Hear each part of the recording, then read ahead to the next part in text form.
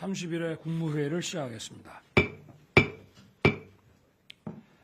이번 기록적인 폭우로 많은 국민들께서 피해를 입었습니다. 무엇보다 피해 복구가 현장에서 신속하게 이루어져야 합니다. 저는 경북과 충남의 피해 현장을 직접 찾아 할 수 있는 최대한의 지원이 충분히 이루어지도록 지시했습니다. 그간 주택 파손의 경우 지원금은 실제 건축비에 턱없이 부족하고 농축산물 피해 지원금은 모종이나 송아지 가격의 절반에 불과했습니다. 이렇게 해서는 피해를 입은 분들께서 조속히 일상으로 복귀할 수 없습니다. 우리가 건전재정 기조를 유지하는 이유는 국민들께서 어려움을 겪을 때 신속하고 충분하게 지원하기 위한 것입니다. 어제 중대본 심의를 거쳐 행안부 장관이 주택과 소상공인에 대한 지원안을 우선 발표했고 이번 주부터 바로 지원금이 지급될 것입니다. 농작물 피해 역시 집계가 완료되는 대로 신속하게 지원하겠습니다. 장마가 끝났다고 긴장을 놓아서는 안 됩니다. 재난 대응 역량을 신속하게 정비해야 합니다. 중앙재난안전대책본부장인 행안부 장관이 이번 수해로 드러난 문제가 재발하지 않도록 총력을 기울여주기 바랍니다. 환경부 장관은 추가적인 집중호우와 태풍에 대비해 하천을 철저히 점검하고 향후 하천 관리에 필요한 예산을 충분히 확보해서 같은 문제가 재발하지 않도록 대비해 주시기 바랍니다. 최근 전 세계적으로 전례 없는 이상기후 양상을 보이고 있습니다. 민간, 정부, 당의 긴밀한 협조하에 기후변화에 대응하는 국가 재난관리 체계를 원점에서 재검토하고 개편 방안을 마련해 주기 바랍니다. 폭염이 연일 기승을 부리고 있습니다. 관계부처는 야외에서 근무하는 분들과 고령자, 쪽방촌 거주자들이 폭염으로 인한 피해를 입지 않도록 보호 대책을 이행하고 점검하는 데 만전을 기해 주기 바랍니다. 폭염에 선제적으로 대응하기 위해 올해에는 5월부터 지방자치단체에 폭염 대책비를 교부하고 신속한 집행을 요구한 바 있습니다. 어려운 분들의 전기요금 부담 절감을 위해 월 4만 5천 원의 에너지 바우처를 지급하고 경로당에 월 12만 5천 원의 냉방비를 지원하고 있습니다. 그리고 무더위 쉼터 운영, 전력 수급 관리 등에도 문제가 없는지 철저하게 점검해 줄 것을 당부합니다. 지난주 정부는 73개 복지사업의 기준이 되는 기준 중위 소득을 역대 최고인 6.09% 인상했습니다. 가장 어려운 분들께 지원하는 생계급여 지원 대상도 7년 만에 확대했습니다. 지난 정부에서 생계급여는 5년간 합쳐서 20만 원이 인상된 반면 이번 조치로 내년 한 해만 올해 대비 13.16% 21만 3천 원이 인상된 것입니다. 지원 대상 역시 10만 명이 새롭게 포함되었습니다.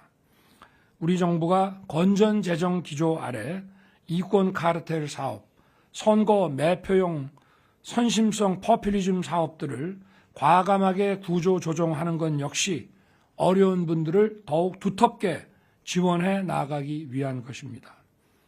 복지사업 지원 기준과 대상이 대폭 확대되는 만큼 관계부처와 지자체는 위기 가구를 빈틈없이 발굴하고 지원함으로써 취약계층 보호에 더욱 힘써주기 바랍니다.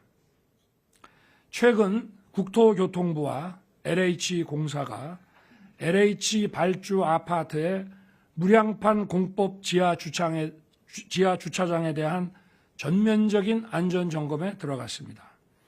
그 결과 드러난 무량판 공사의 부실 시공에 관해 많은 국민들께서 크게 우려하고 계십니다. 안전은 돈보다 중요한 것입니다. 관계기관은 무량판 공법으로 시공한 우리나라 모든 아파트 지하 주차장에 대해 전수조사를 조속히 추진하기 바랍니다. 안전에 문제 있으면 즉시 안전보강 조치를 시행하고 또 입주민들과 협의하여 필요한 추가 조치를 실시하기 바랍니다. 이번 사례에서 보듯이 설계, 시공, 감리 전 분야에서 부실이 드러났습니다. 지금 현재 입주민이 거주하고 있는 아파트의 무량판 공법 지하 주차장은 모두 우리 정부 출범 전에 설계 오류, 부실 시공, 부실 감리가 이루어졌습니다. 이러한 문제의 근본 원인으로 건설 산업의 이권 카르텔이 지적되고 있습니다. 우리 정부는 반카르텔 정부입니다. 이권 카르텔, 부패 카르텔을 혁파하지 않고는 어떠한 혁신도 개혁도 불가능한 것입니다. 혁신과 개혁은 머리로만 하는 게 아니라고 제가 누누이 얘기한 바 있습니다. 기득권 카르텔과 싸우지 않고는 혁신과 개혁이 불가능합니다. 특히 국민 안전을 도외시한 이권 카르텔은 반드시 깨부수어야 합니다. 관계부처는 고질적인 건설 산업의 잘못된 관행을 바로잡을 수 있는 방안을 마련하고 아울러 법령에 위반한 사항에 대해서는 엄정한 행정 및 사법적 제재가 이루어지도록 해야 합니다. 신림역 무차별 칼부림 사건 등 강력 범죄로 국민의 안전이 위협받고 있습니다. 흉악범죄에 대해서는 철저한 수사와 이에 상응하는 강력한 처벌이 신속하게 이루어지도록 해야 합니다. 특히 피해자들이 범죄자의 출소 이후 보복을 걱정하지 않도록 보복 범죄에 대해서는 초강경 대응하고 모방 범죄의 시도는 신속한 수사로 미연에 방지해야 할 것입니다. 사이코패스 범죄, 반사회적 성향에 따른 묻지마식 범죄를 예방하기 위한 근본적 방안이 필요합니다. 법무부 등 관계 부처는 이러한 범죄에 대한 국민 불안을 해소할 수 있도록 조속히 대책을 마련하고 보건복지부는 정신건강에 관한 새로운 인프라 도입과 예산 반영을 적극 추진해 주기 바랍니다. 학교 현장에서 교권이 침해되는 사례들이 잇따르고 있습니다. 인권을 위한다는 명목으로 규칙과 질서 유지를 위한 법 집행을 못하게 막으면 오히려 국민의 인권이 침해됩니다. 마찬가지로 교육 현장에서 교권이 확립되지 않으면 학생의 인권도 공허한 얘기가 되고 맙니다.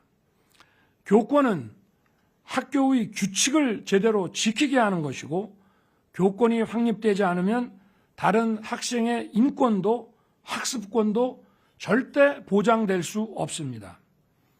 학생 인권을 이유로 해서 규칙을 위반한 학생을 방치하는 것은 인권을 이유로 사회 질서를 해치는 범법 행위를 방치하는 것과 다를 바 없습니다. 저는 대선 과정에서부터 교권 확립을 강조했고 국정과제로 채택했으며 관련 법령의 개정도 지난 6월 말 마무리한 바 있습니다. 교육부는 당장 올해 2학기부터 학교 현장에 적용될 고시를 제정하기 바랍니다. 또 국회에 계류 중인 아동학대 처벌법, 교원 지휘법 등 교권 관련 법안도 신속하게 논의가 진행되기를 바랍니다. 교육부는 지난 주말 폭염에도 불구하고 광화문에 모여 교권 확립을 외친 수만 명 교사들의 목소리를 깊이 새겨주기 바랍니다. 감사합니다.